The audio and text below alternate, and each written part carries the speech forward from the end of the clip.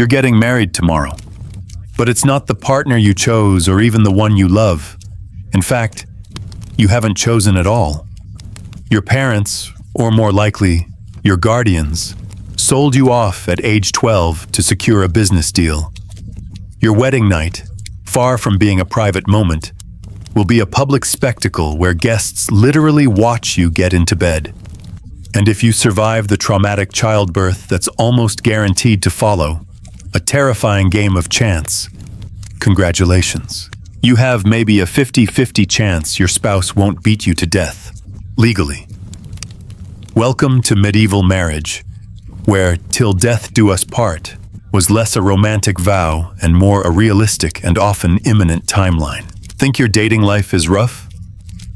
Try living in an era where your father could literally sell you to the highest bidder before you learned to walk, where your wedding night came with an audience, where pregnancy was Russian roulette, and divorce was about as achievable as flying to the moon. By the time we're done here, you'll be thanking every dating app, because compared to what our ancestors endured in the name of marriage, even your worst breakup looks like a fairy tale ending. Don't forget to subscribe, and let's dive into the medieval marriage nightmare that makes modern dating look like paradise. Sold before you could say, "I do." Let's start with a young girl whose story perfectly encapsulates this brutal system. Her name was Margaret Beaufort, and she would one day become the formidable mother of the Tudor dynasty. But before she became a powerful matriarch, she was a pawn in a game of thrones she was too young to even comprehend. At the tender age of 6, her guardians married her off to John de la Pole in what was, for all intents and purposes, a real estate transaction. Margaret was literally too young to understand what was happening to her, to consent to the vows, or even to recognize her new husband. She was a child, a precious doll, but in the eyes of the adults around her, she was a prize, a living, breathing asset, with a massive inheritance that needed to be secured before someone else could lay claim to it. They knew exactly what they were doing, protecting their own interests by controlling her fortune. 3 years later, when the political winds shifted, that marriage was dissolved as easily as if it had never happened. The contract was nullified, and she was sold again, this time to a man named Edmund Tudor, who was 24 years old. Margaret was just 12. And here's where it gets worse. An unwritten rule that reveals the true darkness of the age. While medieval law technically allowed marriage at these ages, there was an unspoken social rule that you waited until the girl was at least 14 before making the marriage official. It was a small concession to a girl's developing body, a nod to the dangers of premature childbirth. But Edmund Tudor decided he couldn't wait. Within months of their wedding, 12-year-old Margaret was pregnant. It was a decision that would have permanent and devastating consequences for her young body. But Margaret's story, while uniquely documented, was not unique. Consider Isabella of Valois, the daughter of the King of France. In 1396, she was married off to King Richard II of England. Isabella was 6 years and 5 days old. Her trousseau, the goods she brought to the marriage, literally included her dolls and miniature silver furniture for them. The wedding contract was so shocking, so extreme even by medieval standards, that it included a clause specifying that the marriage couldn't be consummated until her 12th birthday. This wasn't a love match gone wrong. It was a cold, calculated business deal. Medieval parents weren't necessarily monsters. They were simply operating within a system where children, especially daughters, were economic assets. A daughter with land and titles was a winning lottery ticket that needed to be cashed in before something went wrong. And in the Middle Ages, things went wrong constantly. Wars, plagues, political upheavals, any of these could wipe out a family's fortune overnight. So, Parents played the marriage market like day traders, marrying off their children as young as possible to lock in alliances and secure wealth transfers. The church had its own rules about consummation, but they were rarely enforced when a high-stakes political marriage was on the line. Money talked louder than morality, and the screams of a child bride were easily ignored by a society desperate for stability.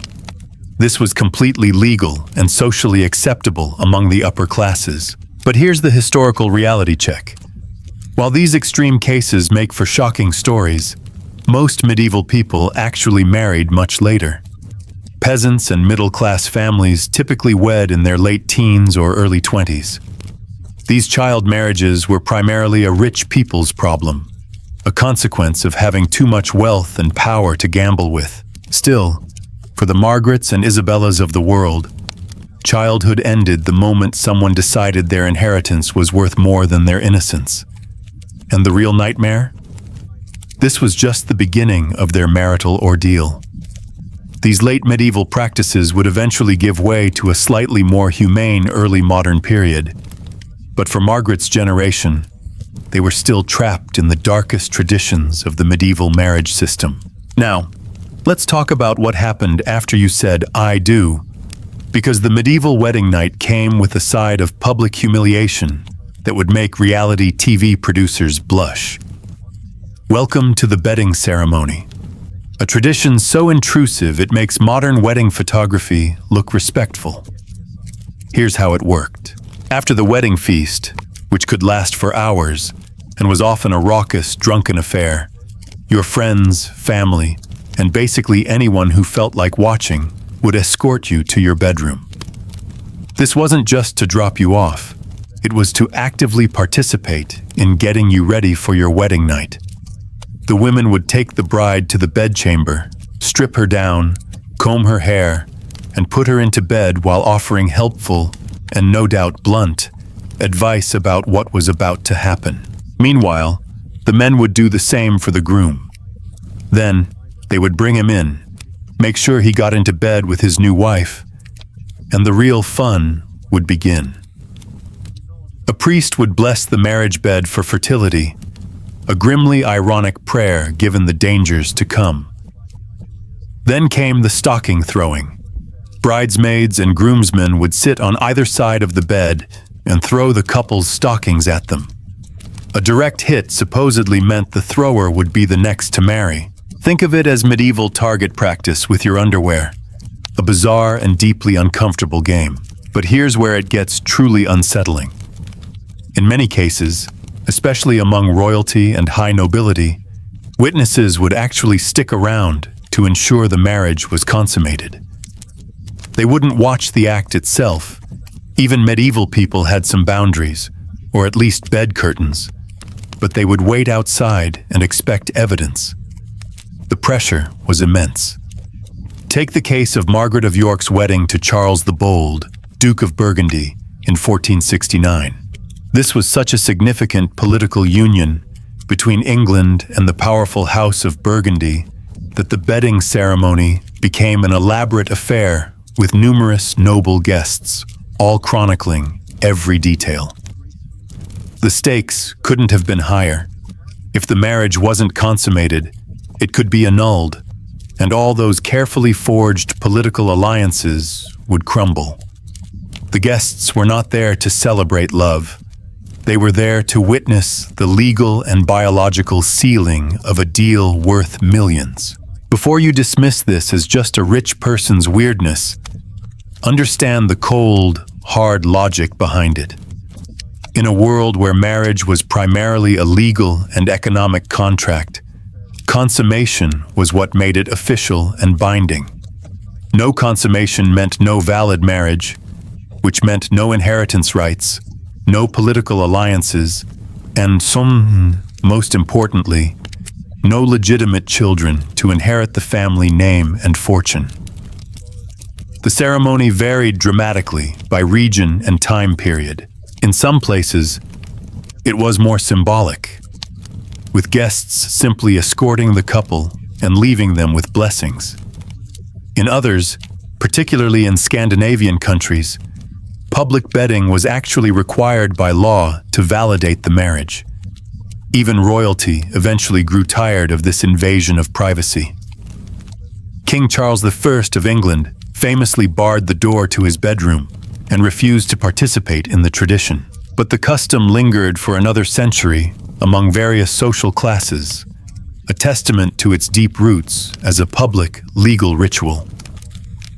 For child brides like Isabella of Valois, who went through this ritual at age 6 with her dolls, the bedding ceremony served as a constant reminder that their childhood was officially over, even if actual consummation was delayed. You don't learn this in history classes, but these ceremonies weren't just about tradition. They were about control, ownership, and the public verification of what should have been the most private moment in a couple's life. If you thought the wedding night was traumatic, wait until you hear about what came next. In medieval times, getting pregnant wasn't a blessing. It was essentially playing Russian roulette with your life, every single time. Let's return to Margaret Beaufort, because her story perfectly illustrates the nightmare of medieval childbirth. Remember, she was only 12 when Edmund Tudor got her pregnant. The pregnancy itself was fraught with danger. When Edmund died of the plague while she was 7 months along, Margaret had to make a perilous winter journey to Pembroke Castle while heavily pregnant. For a 13-year-old girl, this was almost unthinkable, a brutal test of endurance for a body that hadn't even finished developing. On January 28, 1457, Margaret went into labor. According to her confessor, Bishop John Fisher, who documented the event, it was a miracle that a baby could be born of so little a personage. That's medieval speak for her body was so underdeveloped and fragile that everyone expected both mother and child to die. The birth was so traumatic and caused such permanent physical damage to her young body that despite Margaret marrying 2 more times after Edmund's death, she never had another child. One horrific childbirth had left the future mother of the Tudor dynasty sterile for life. But Margaret's experience, while uniquely documented because of her status, wasn't unusual. It was a terrifying, common reality. Medieval statistics are chillingly clear. Roughly 1 in 3 women died during childbirth or from complications shortly after. Think about that. Every time a medieval woman got pregnant, she had worse odds of survival than a modern-day base jumper. The medical care available made things even worse. Medieval birthing practices included bloodletting during labor, because obviously, what a woman losing blood during childbirth needs is to lose more blood. They used birthing chairs that were essentially medieval torture devices, designed to speed up delivery, but often causing more harm than help. Wealthy women weren't necessarily better off. They had more prayers said for them, but their physical fate was often the same. Take Isabella of Aragon, who died giving birth at 18 after days of agonizing labor. Even with the best medical care available at the time, a blend of herbal remedies and desperate prayer, she suffered through multiple days before finally succumbing. Here's what really drove the horror home. Noble women were expected to get pregnant immediately and continuously until menopause or death, whichever came first. Eleanor of Aquitaine, considered one of the most powerful women of her era, survived at least 10 pregnancies, each one a potential death sentence. Most noble women faced 8 to 15 pregnancies in their lifetime. It was baby after baby after baby, a relentless cycle until their bodies simply couldn't take anymore. The pressure was enormous because producing heirs, especially male heirs, was literally their job. A medieval wife who couldn't produce children was considered a failure. And if you somehow survived multiple childbirths, congratulations. You were probably so physically damaged that the rest of your life would be spent dealing with the consequences. Prolapsed organs, torn muscles, chronic pain, these were just accepted as the price of being a wife. The truly heartbreaking part is that many of these women were still teenagers when they started this cycle. Margaret Beaufort was 13. Isabella of Aragon was a mature 18. Their bodies hadn't even finished developing yet, but they were expected to immediately start the process that would likely kill them. Medieval marriage wasn't just about finding a partner. It was about finding someone willing to risk death repeatedly to continue your family line. And for women, saying "I do" was essentially agreeing to a lifetime of medical Russian roulette, where the house always had the advantage. So you've survived your child marriage, endured a public bedding ceremony, and somehow made it through childbirth alive. Congratulations. Now comes the really fun part. Living with a spouse who has the legal right to beat, imprison, or even kill you, all perfectly within the law. Medieval marriage laws weren't just unfair to women. They were downright terrifying. Under the legal doctrine of reasonable chastisement, husbands could physically discipline their wives for any behavior they deemed inappropriate. And reasonable was defined very loosely. There are documented cases of husbands being legally cleared for beating their wives with sticks, as long as the stick was no thicker than their thumb. But let's talk about the ultimate example of legal spousal murder: Henry VIII. Now, Henry lived at the very end of the medieval period and into the Renaissance, but he used medieval marriage laws to their most extreme conclusion. When his wives couldn't give him what he wanted, male heirs, he didn't just divorce them, he had them executed. Take Anne Boleyn. When she failed to produce a male heir, and Henry grew tired of her, he had her tried for adultery, incest, and treason. The evidence was practically non-existent, but it didn't matter. Under medieval law, a wife's adultery was considered treason against the crown because it threatened the royal succession. The penalty for treason was death. Anne Boleyn was beheaded on May 19, 1536, after a trial that was essentially a legal lynching. Her supposed crimes, including adultery with multiple men and even her own brother, were so ridiculous that even Henry's own counsel had trouble making them stick. But they didn't need real evidence. They just needed enough legal justification to eliminate an inconvenient wife. Catherine Howard got the same treatment when Henry discovered her past relationships and possible adultery.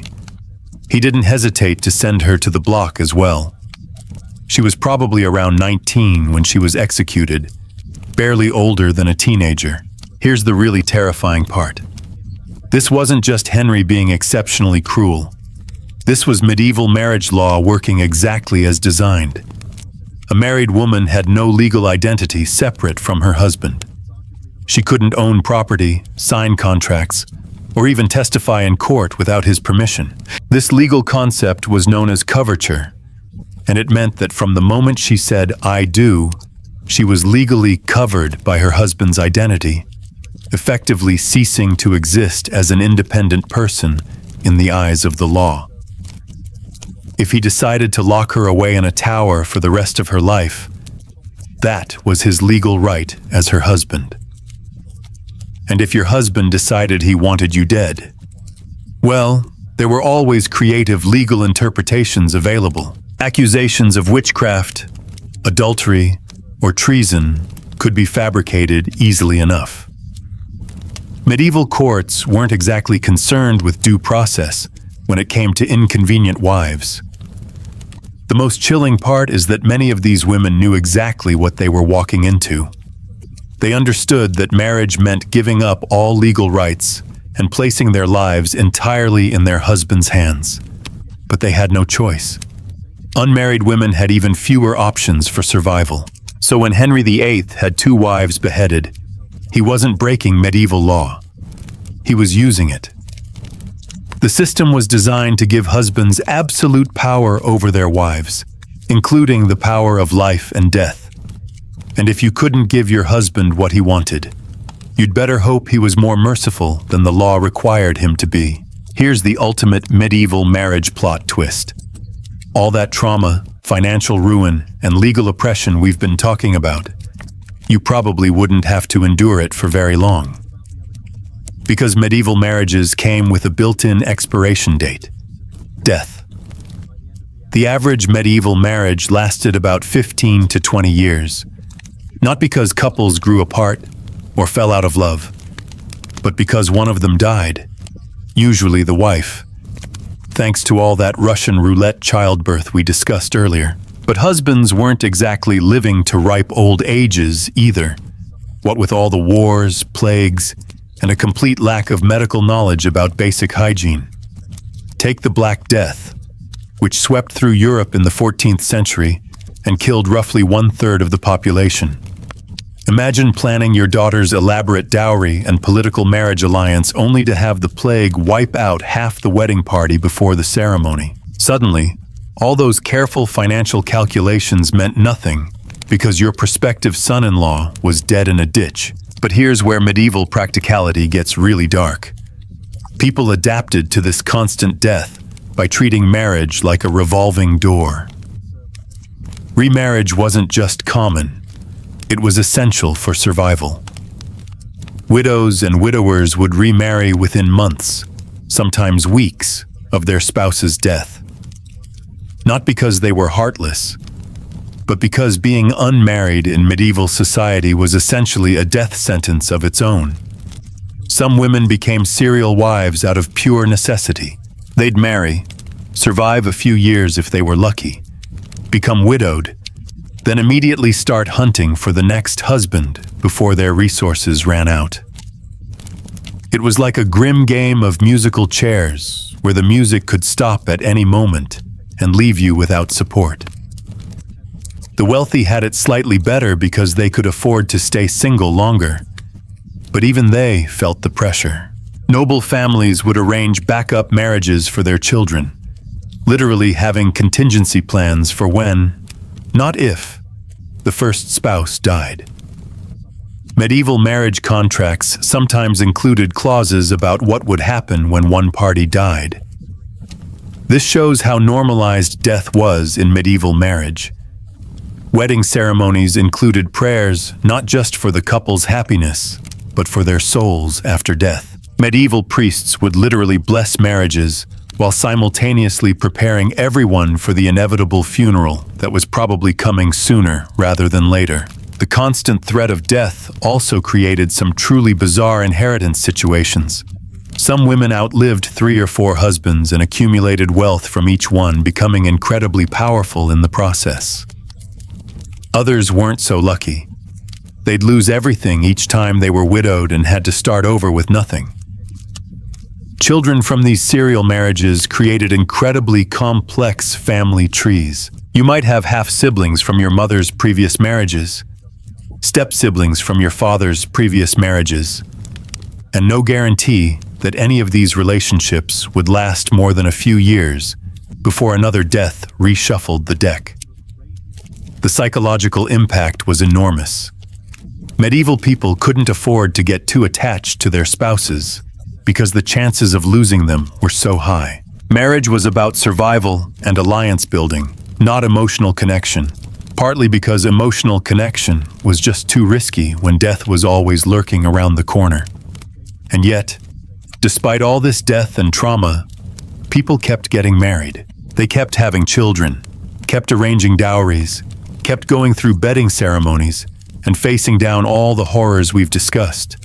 Because in medieval society, even a dangerous, potentially deadly marriage was still safer than facing the world alone.